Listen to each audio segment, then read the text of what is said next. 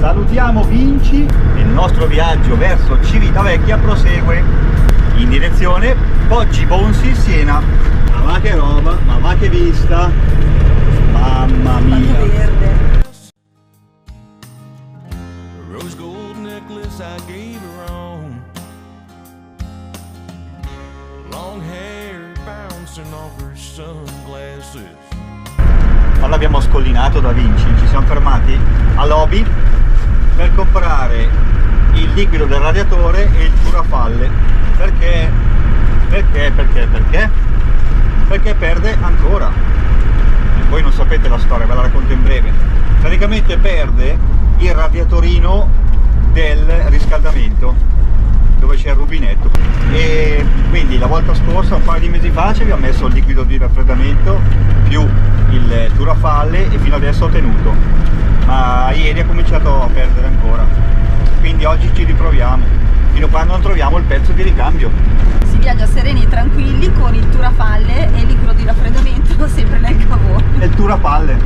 Ci andremo avanti 6 mesi a rabboccare il liquido di raffreddamento. No dai, Vedremo. fino a quando qualcuno ci troverà il pezzo. Va bene. Dovremmo esserci quasi, mancano 400 metri, dice il navigatore. Amici, confermo che le strade... è qua? 100 metri? Sì.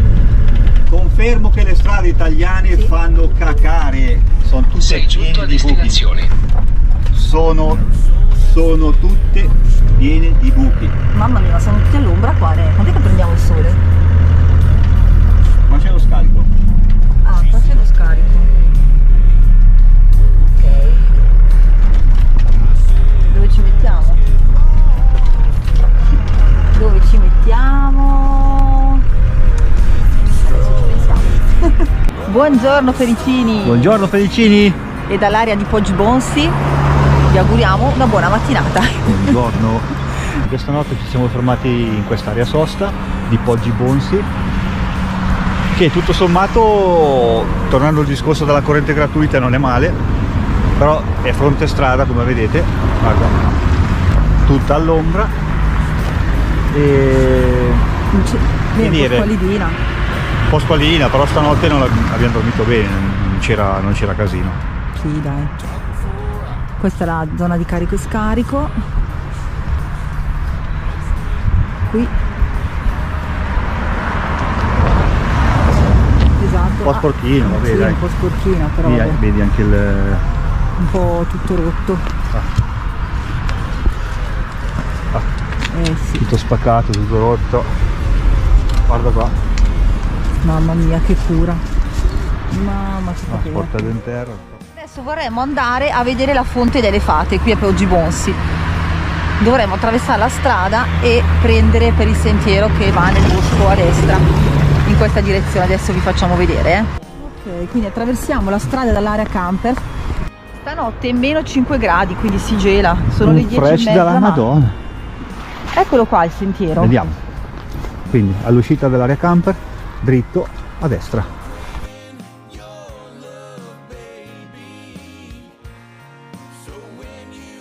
A piedi saranno circa un 15 minuti, quindi quando arriviamo ci rivediamo. Ci rivediamo, ne riparliamo, vi raccontiamo.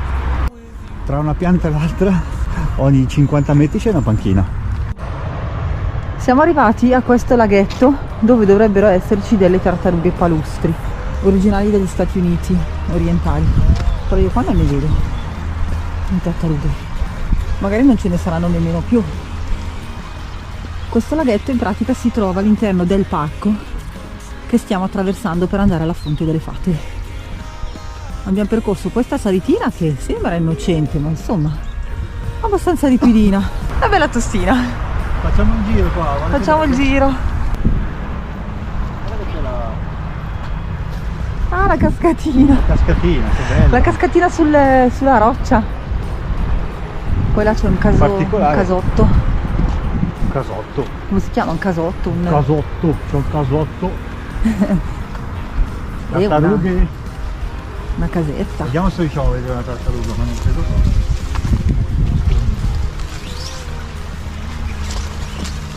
Io non le ho viste. No. Vabbè, che torbida l'acqua, però non si vedono.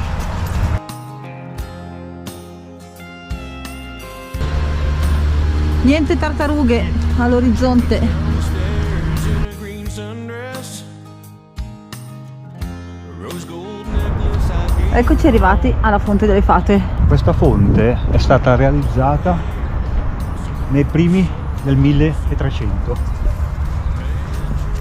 Andiamo a vedere, tutto all'ombra anche qua. Oh, ma tutto all'ombra questo posto, non so. Quindi questo è un pezzo di storia. On her shoulder, hops in my truck, $1 million smile. She said, Ma Niente di che. Alla fine. Oh mamma mia. È partita la musica. c'è questo? Ah, c'è il Guarda. sensore. C'è il sensore che quando passi, sentite? C'è anche la spiegazione sicuramente. Dici? Wow. Ah, cercano di creare l'atmosfera.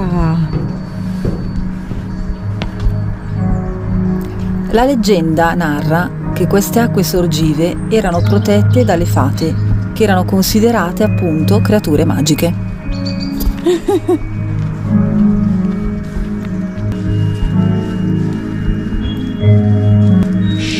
Dormono i coccodrilli e anche le tartarughe. E delle persone che sono state, sembrano, no, quella senza un braccio, sono persone morte, mangiate dai coccodrilli. Che atmosfera lugubre, ragazzi.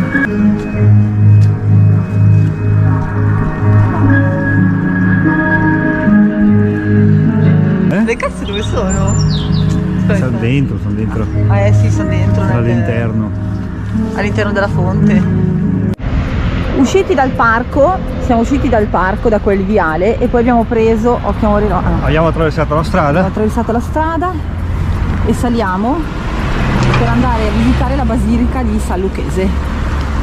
Bene amore, Occhio che qua ci stirano. ci stava raccontando un signore del posto, penso che è una vita che ci abita qua, penso che sia nato e cresciuto qui. Ci stava appunto raccontando che qui ci sono tante strutture antiche, ma sono conservate veramente male. Parlava ovviamente di Poggi Bonsi, quindi in effetti Ha detto le esatte parole: ci siamo trovati tante cose gratis e nessuno le mantiene. e c'ha ragione. E c'ha ragione. E su via. Allora Felicini, salendo verso la basilica di San Lucchese, ci siamo accorti che sulla sinistra, beh, innanzitutto ci sono tutti i contenitori della differenziata: carta, cartone, materiale plastico, vetro, organico, indifferenziato, c'è tutto praticamente. E in più c'è un grosso piazzale adibito a parcheggio, quindi penso proprio che si possa anche sostare qui. Sì, un po' non è in piano sicuramente. Non è in piano, vabbè, che altro non è in piano. Ci sono delle panche con un gazebo in fondo. Ci siamo quasi. Intanto vi faccio una panoramica di quello che si vede da qua. Quanti ulivi che ci sono, hai visto? Già, È pieno di ulivi. di ulivi e di vigneti. Vigneti. Eccoci qua Felicini. Siamo arrivati alla chiesa di San Lucchese. La costruzione sembra che sia riconducibile alla visita di San Francesco fatta nel 1200. Quindi i lavori sono cominciati nel 1200 e sono terminati nel 1300. Cappello.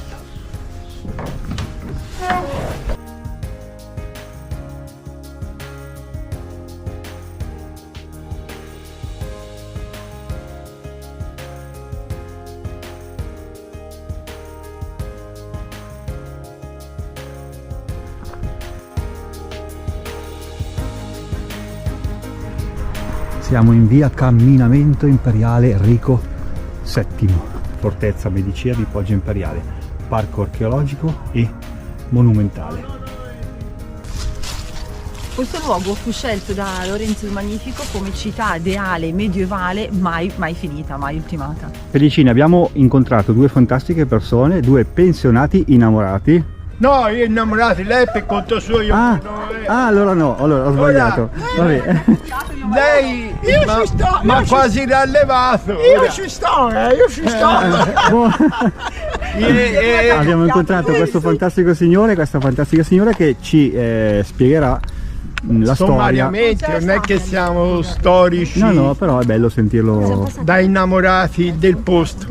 La fortezza medicea, noi la chiamiamo così, però ha avuto diverse vicissitudini nel periodo intorno al 1200. È stata merce di scambio fra Guelfi e Ghibellini, fra Siena e Firenze, e il che non ha permesso alla stessa fortezza di entrare veramente in moto, perché è stato un po' il punto di conquista e basta. Però è stata rivalorizzata una ventina d'anni fa veramente bene con fondi europei e con il contributo del Monte dei Paschi. Però qui è stato fatto un gran bel lavoro, perché Poggibonsi è una cittadina e quando gli viene dato i fondi le sa spendere in cultura e nel resto. Allora è visibile, come è stato fatto notare a diversi, la fortezza andando nel posto di cui i poggibonsesi sono gelosissimi, cioè la Basilica di San Lucchese, che non è altro che il nostro patrono, che festeggiamo con orgoglio il 28 di aprile. Questo è l'ingresso della fortezza. A 200 metri, proseguendo sempre a dritto, c'è un villaggio ricostruito dei primi anni 1000, del primo Medioevo, ricostruito diciamo, studenti e professori dell'Università di Siena.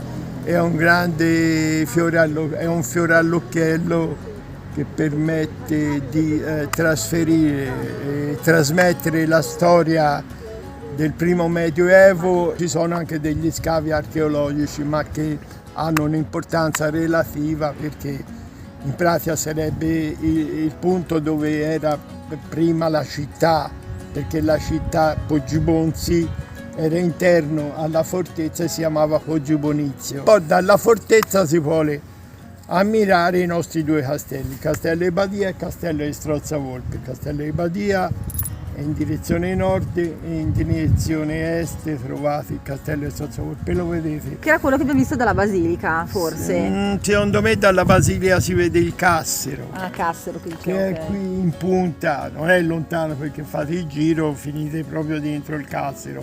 Il turismo da qui ci passa un po' a corsa, perché è indirizzato verso San Gimignano, Volterra, Monteriggioni. Se uno va lassù a Barberino non va più via.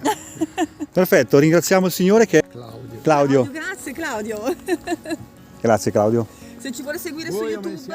Abbiamo passato la galleria, siamo saliti, qui c'è tutto il giro ad anello che si ricongiunge, quindi si prosegue, si va avanti dritti, si gira dall'altra parte e si arriva ancora alla galleria.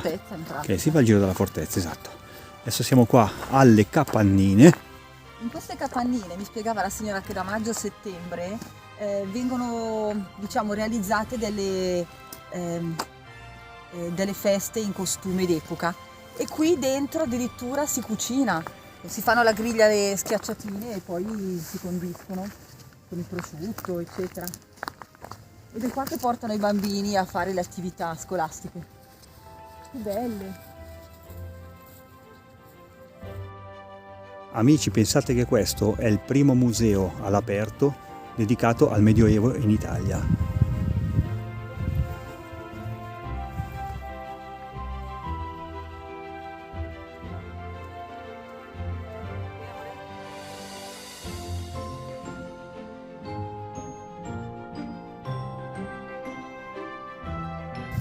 Questo piccolo villaggio è stato ricostruito in misura reale all'epoca di Carlo Magno. Quindi è una ricostruzione del villaggio medievale dell'epoca.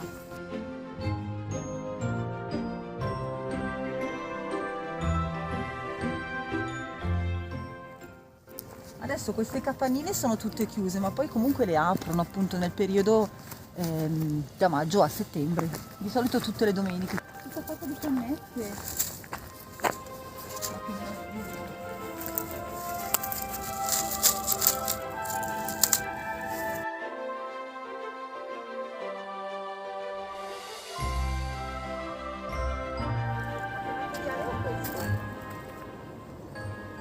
Fuori è cemento, ma dentro sono cannette.